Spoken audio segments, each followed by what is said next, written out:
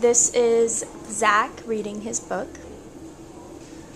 This is The Secret Knowledge of Grown-Ups by David Wisniewski.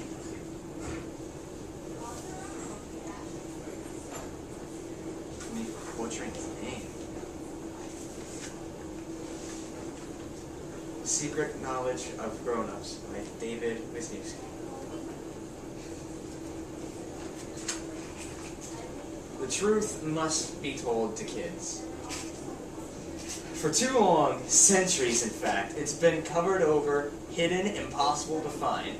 A conspiracy, an organized silence by generations of grown-ups has kept the truth from millions of children throughout history. And what is this truth, you ask? Simply this: the reason grown-ups tell you to do the things you do are not true. Eat your vegetables, they say. Nonsense. Comb your hair. Why? It keeps it neat, they reply. Blasphemy. There are far more things sinister, truly macabre reasons for these seemingly innocent requests. As a parent, I went through with it all along at first, going to secret meetings, memorizing huge volumes of lies and falsehoods, preparing them for the day when my kids would want to know why this and why that, but not anymore. Over the last 3 years, I have gathered as much information as I could, crisscrossing the country in clever, impenetrable disguises, breaking into secret files kept by hundreds of grown-ups, assembling the evidence, and now it is here in your hands. My hands. It's the truth, it's real, I must go. They're coming. I can hear them quickly. Take this book, read it, and learn the truth.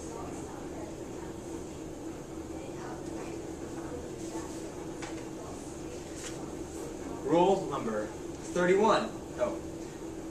In the location American Produce Council in Aurora, Illinois, on July 22nd, 1997. Enter the produce compound in a vegetable truck posing as a large eggplant, break into their file system during lunch, and discover the grown-up rule number 31. Escape through the crowded cafeteria, claiming to be leftover moussaka.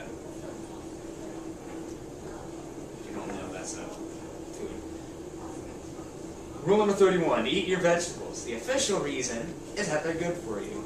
The truth, you don't eat your vegetables because they're good for you. Why do you guys think you eat your vegetables, eh?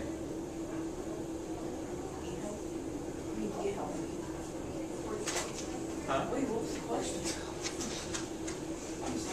You eat your vegetables to keep them under control. Millions of years ago, vegetables ruled the earth. Big bunches of broccoli stomped through the jungles, followed by ferocious carrots and savage packs of peas. Huge heads of lettuce roamed the grassland, and giant celery stalked the plains. And what were these terrible vegetables looking for? You guessed it, people. Yes, these were meat-eating vegetables, ladies and gentlemen. They terrorized the early humans, attacking without warning. Our ancestors put up with this for centuries, living in drafty caves and getting really nasty head colds. But when they discovered sticks and stones, that changed. With these new weapons, humans began to defend themselves. At first, lone hunters would take on a single radish or possibly a green bean. Eventually, groups of hunters tackled bigger game, like the saber-toothed asparagus, and the woolly cucumber. By mixing these vanquished vegetables, primitive chefs invented the salad.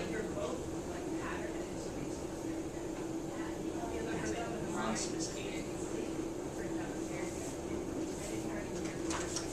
The real turning point, however, was the discovery of fire. With it, hunters could frighten the less intelligent vegetables into ambushes and traps. More important, fire allowed humans to cook their leafy foes.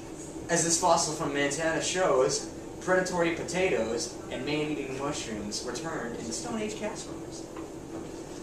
This brought the age of vegetables to a close. As the human race grew smaller in size, grew in size and intelligence, vegetables became smaller and dumber, devolving into pathetic produce in gardens and grocery stores. To prevent vegetables from ever regaining power, grown-ups eat them. They don't like the flavor any more than you do, but it keeps the little orders fearful and demoralized. It's a simple way to protect modern civilization. Besides, which would you do? Eat vegetables or be eaten by vegetables?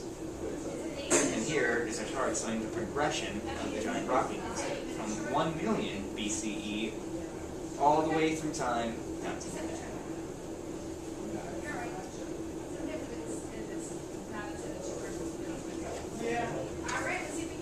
Location, the American Dairy Store Corporation in Des Moines, Iowa, on July 31st, 1997.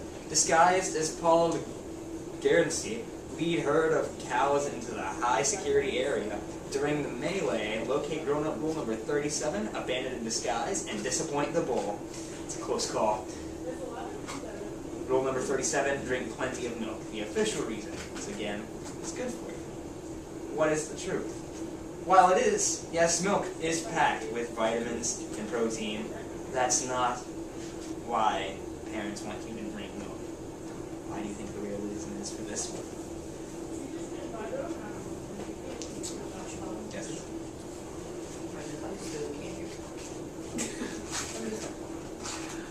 Why do they drink milk? It's to stop our atomic cows from exploding. No. Kids have been told that millions of cows produce our country's milk. That is not true. At this moment, only 5 giant cows do all of the work. The others are decoys made of plywood and old box springs. One of these colossal cows is Flossie. 80 feet tall, she provides a daily milk supply for Utah, Nevada, Wyoming, and Colorado. Flossie is kept under tight security at a secret Air Force base right next to all the banged-up flying saucers. Flossie's size is no accident. In the 1950s, our government was afraid that Russians would develop the first atomic cow and flood the market with communist milk. To prevent this, American scientists fed Flossie and her friends radioactive hay.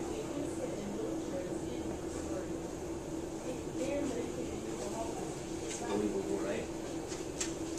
Don't trust anyone the government tell you it's different. The experiment worked great, and government officials were happy that all this milk is available. But they worry about one thing. Flossie can't be turned off. The milk just keeps coming. For this reason, all atomic cow sites are equipped with extra milking machines, and for backup, glass cases on the wall contain emergency farmers with really big hands. However, there is one crisis the government can't prepare for: kids not drinking milk. If that happened, Flossie would have to hold it, getting bigger and bigger until nuclear meltdown. Such a catastrophe forever scars the landscape between the Arizona towns of Flagstaff and Winslow.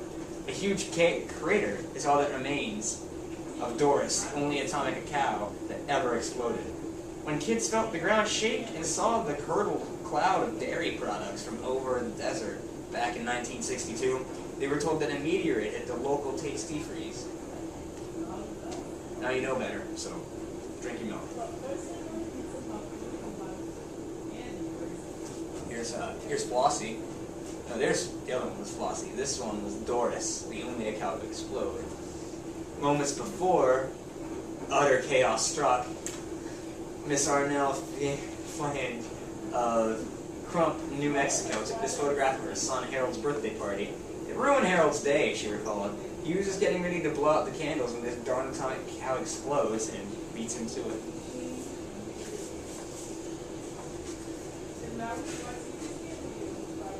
Location: Jenkins Barber College in Baltimore, Maryland, on October 12, 1997. Penetrate the facility concealed under the toupee of an unsuspecting dean. Find grown-up bull number 42 in the coat pocket, slip off the dean's head, disguised as dandruff. Rule number 42. Comb your hair. Official reason: it keeps it neat.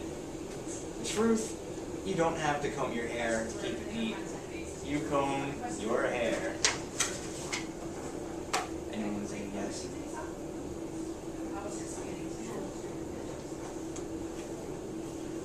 The official reason: is to stop it from going back into the holes in your head.